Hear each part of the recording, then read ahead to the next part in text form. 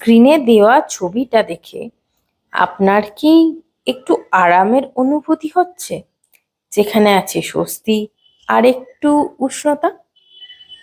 যদি সেটাই হয়, তাহলে আপনি কি জানেন যে এই ধরনের ফিলিংসকে ইংরাজিতে কি বলা হয়? যদি জানা থাকে অবশ্যই একটা কমেন্টে জানাবেন। আর যদি জানা না থাকে, তাহলে অবশ্যই এই ভিডিওটা শেষ অবধি দেখুন। A feeling of coziness, comfort and contentment, বাংলায় যেটাকে আমরা আরাম, উষ্ণতা ও স্বস্তি বলতেই পারি।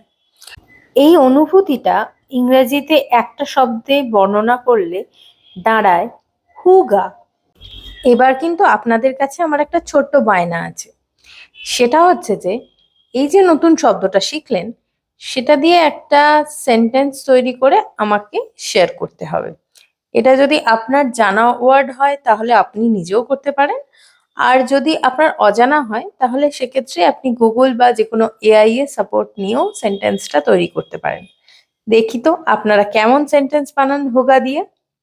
ভিডিওটা দেখার জন্য অনেক ধন্যবাদ। একটুখানি লাইক, কমেন্ট অ্যান্ড শেয়ার করতে ভুলবেন না। আর চ্যানেলটা যদি সাবস্ক্রাইব করা না থাকে তাহলে এতক্ষণ কি করছেন, তাড়াতাড়ি করুন।